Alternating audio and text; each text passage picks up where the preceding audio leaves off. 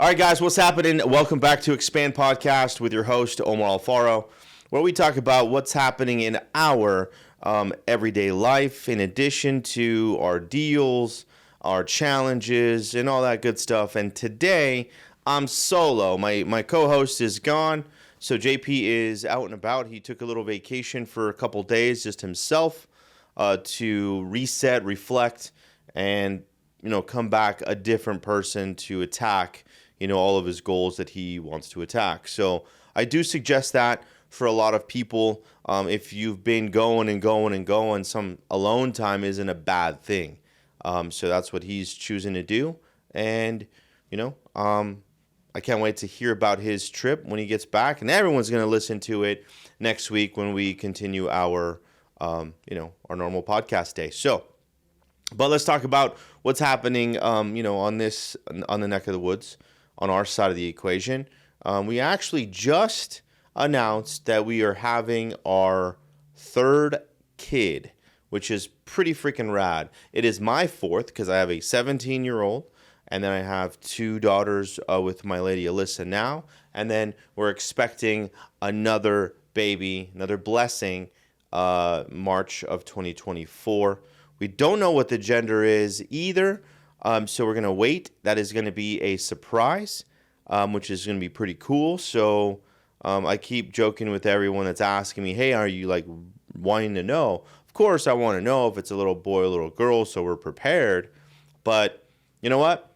Life doesn't prepare you, so why not just take this as a, as a, I'm not going to say a challenge, but just something that, we'll be prepared when we're prepared. That's it. So when he or she arrives, he's either going to be born with a pecker or not. And it's going to be a little girl, a little boy, and that's cool with me too, because I just want a healthy baby. And we just posted that. We had our family photos. And we figured it was going to be a good idea to go ahead and announce, at that time. So that's what we did. And if you guys do follow me at Invest with Omar, go give that post some love. Make sure that you, you throw a comment or two about it, and definitely just give it that like for sure, because it's something that I'm super blessed to be able to bring another child into this crazy world that we live in. So it's going to be fun, challenging. We're going to have 3 kids under 4 years old. So I'm the definition of starting over. Just FYI, I am 44 years old, and we're expecting another kid. So it's kind of interesting. Most people are done at 44, 45, 47 years old. Kids are out of the house, somewhat of an empty nester. I know a lot of people that way. And it's cool. They're traveling, they're doing their thing. But in this case, we're bringing some more life into our world to be able to love and to, inspire, help them, understand the pathways of this world. So that's our goal. So we're super excited about that. And that's what's happening. We have our Christmas dinner too here this Friday. Looking forward to that. We should have a good time. I mean, we reflected this year on the accomplishments and the lack of accomplishments that some of us didn't hit. And I want for perspective, guys. I want you guys all to know something. We write down our goals to hit. That's our goal, right? To hit the goals. But what most of us fail to realize is that the pathway to get to those goals is that's the best part, right? Because you become different as you hit these milestones, et cetera, et cetera. And it's that pathway that all of us, go through to become that person that hits those goals. So just because you didn't hit them, I guarantee you're probably a lot better than you were when you first wrote them down, because it gave you some type of direction and or navigation. All of us type in an address if we're going somewhere, especially if it's an area that we're not used to, to give us the quickest route possible. And sometimes, we take it for granted that, hey, we know how to get somewhere by our memory. But sometimes when you don't put in the navigation, you fail to see that there was traffic, there was an accident. So the other day I was thinking about this, and the reason why we write them down and we look at them consistently is to create that pathway of like, okay, you're on the right track, you're on the right track, you're on the right track, and making sure that your physical, financial, goals are met. Personal goals are met as well. And if you don't look at them, it's like going down the hill to Orange County. You know how to get there, but you don't put it in your GPS, and you fail to see that there is, bumper to bumper traffic. There's a big rig that's sideways on the freeway. And then instead of an hour and a half drive to get there, it's going to take you 3 hours to get there if you took the normal route. But that just goes to show you that if you write down your goals and you look at them once a year, the likelihood of you being on track is very slim. But if you look at them consistently, maybe once a week, to like set your parameters of the direction that you guys want to go, you'll probably hit them a lot faster because you make the adjustment and the and the awareness that, hey, you're kind of steering off the wrong way. Let me get you back on track. Let me read my goals and get back on track. Let me read the purpose as to why I'm doing all this. Let me get back on track. So that right there alone, you got to understand that's probably the blueprint for you to move that needle forward, as people say. And if you don't, then guess what happens? You'll be the guy that does not type in the address in their GPS, especially going down the hill, and then you didn't see that there was a lot of traffic, and you didn't see that it was going to take you another 2.5 hours if you went down this road. But it's cool. 9 times out of 10, 8 times out of 10, you're fine. But those 2 times or 3 times that'll get you off track substantially, you might rethink that. So, I guess in closing on this topic, look at your goals every week. First of all, write them down. I mean, that's one thing that I want to, stress on, is that write them down. Because if you don't write them down, you won't know where you're going, honestly. So, guys, I want you guys to do that. Something you get out of this podcast is write down those goals, look at them all the time, and make sure that your path is still along that same line. So that's something that I do a good job of, but I could do a better job as well, just because the fact that I am human. So sometimes I don't look at them every week. Sometimes it's every month, every 2 months, but that's one thing that I'll be doing for 2024 is looking at them more, because I need to. Period. End of story. Because if I don't, then I'll be wandering around aimlessly, like others. And if you want to be, the sheep, as you could say, that does what everybody else does, that's up to you. But obviously, if you want to be that lion, you got to do some things a little different if you definitely want to be that person. So that's my take on it. And I know I digressed a little bit about, why we, focus on the goals and the purpose and everything else. But it's just something that was on top of my mind, especially, end of year. I mean, all of you guys right now are, seeing what you've done in 2023. And fuck, it was a challenging year. Started off strong, and then boom, done. 7-8% loans.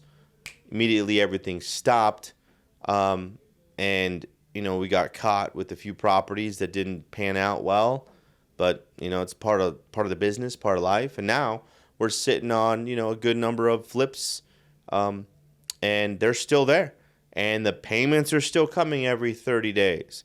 So the longer I have these properties, the longer of, money I got to spend, and then it's going to be reduced from profits that I could potentially make on these flips. So that's something that we're looking at as well. And guys, one thing I want to share with you too is just because you make some money and just because you want to not pay taxes, guys, sometimes paying the taxes is the best thing when you're starting out, because you get to increase your income, right? Because if you don't increase your income, there's no point of trying to write off, what are you going to write off? Everyone right now is all about, hey, let's cost segregate this house, that apartment unit, which is good, yes, because you need to, right? But there's a cost involved there. So if you're not making enough money to even worry about cost segregation and bonus depreciation, then guys, just sell the house. Or guys, don't even don't expense that cost segregation bill yet until you need to. Because there's no point of buying property just to not pay taxes. Granted, that is the way, but I want everybody to increase their commitments, increase that earned income, so then they're able to, utilize that tax code of, bonus depreciation as well. So that's one thing that we did this year. We sold a lot of property, and we cost segged a few, and I wrote off more than the money or the net income that I have. So definitely won't be paying any taxes for the next couple years, I'd say, because of how much of a carryover I'll end up having for some of these bonus depreciation assets that I have. But remember, my season is not your season. Your season isn't my season. So there's something that you have to understand, that while you're doing this business, your season is going to be, hey, let me go make as much money as possible. Let's go make $20,000, $30,000 a month. $40,000 a month in commission checks. 50, 60, whatever the number is. You want to flip a couple properties. Now you're at 6 figures per month. But it's a process. It takes a while. And I think that, most people think that it's overnight. And it is. It is overnight after 15 years, after 10 years, and after numerous challenges and avenues that you go through that you're like, dude, what just happened? So that's something that, I want to share with you as well, that stay the course. If you stay the course for a long enough time, you're bound to have some success. But if you stop early, you won't create that compound effect whatsoever. And the reason being, because there isn't, there's nothing to compound on. So remember that before you think about quitting. So compound over time ends up being a substantial ROI, but you may not see it right now. So you're going to see it way later on. So that's something that I would attest to what happened to me in compounding, doing the thing over and over and over again for a long period of time. And then you can accumulate as you grow. So that's something that's happening. But yeah, we talked about the family, talked about business, talked about the challenges that we have as well. So that's something that, guess what? It's going to happen to all of us. It's happening to all of us. So what I want you guys all to know as well is that, you're here, you're doing your thing, you're listening to the podcast, you're either looking at it, listening to it. Make sure you subscribe. Make sure that you hit that like button as well, or subscribe. I think that's what it is, on YouTube as well. But understand one thing, that if you do not change your consistent behavior, don't expect to change the result that you have based on that behavior. So again, if you don't change what you're doing, don't expect to get a different result. So if you want a different result, change your daily activities. Change what you're doing consistently. Change the industry that you're in. Change the way you perform, the way you attack a lead, the way you try to convey a message. Change that avenue if you want to end up changing your result. Simple as that. And the last thing I want to leave you is, as you're growing through this business or any business that you're in, when you increase the commitment, your income will grow. Increasing the commitment in anything, your income will grow. So if you increase the commitment of working out at 5:30 a.m. every single morning, eating somewhat healthy, get your day started before your day started, your work day started, you will see a change in you in 3 or 4 months. Doesn't happen immediately because you have to have that compound, right? So I've increased the commitment there, so I want to see the change. But just like you are physically, you got to be able to increase the commitment financially. In business, you might have to spend a little money on yourself, meaning self-develop yourself. Pay for coaching. Pay for, a new environment. Pay for new people to give you, a little bit more of a push. Because I'm not going to sit here and ask advice from someone that isn't doing more than me, if that makes sense. Don't expect to get advice from other people that aren't doing more than you and it's going to push you. It's not. I get calls from multi 10-time millionaires, and we spend an hour and I spend the money annually to be on the phone with these gentlemen and these people because they talk differently. They understand business a little differently. How am I supposed to get better if I'm not in those rooms? Or if I'm not at least banking on me to have a better relationship with these people to help me through this process. So you don't have to be the smartest person. You just have to be the smartest person not in the room, by the way. You got to be the smartest person on figuring out who is doing what I want. Who is doing what I want to accomplish as well. And sometimes it's not about the it's all about the who. Who can get me closer to my goals by talking to different people that have done what you want or what you strive to become. So that's something, guys, that I'm pretty big on, and I do say that in 2024 we're going to see a lot of changes, a lot of new developments. We're going to see a lot of new, opportunities, providing you're ready to even see them. So again, self-develop yourself so you're able to see these opportunities when they present themselves. And that's going to be the model for 2024 is, out self-develop and create opportunities, period. So that's something that I'm going to be working on, and can't wait to share with you this whole next year, because I think that, just like this podcast, you guys are listening to it. We've done a lot of episodes already. I don't know how many, but we're going to count, and we're going to start adding that little ticker, episode 35, episode 60, episode 80. Why? Because it gives us the ability to see, how many podcasts we've had and how much growth we've had over the 80 podcasts, the, however many. Obviously, we have to keep track, right? We have to know our metrics and stuff. So I do hope that this next year, we're going to trend a lot, higher on the podcast side of it, because we're going to have new guests. So new guests are going to bring new questions, and then new questions are going to bring, we're able to help here, help there.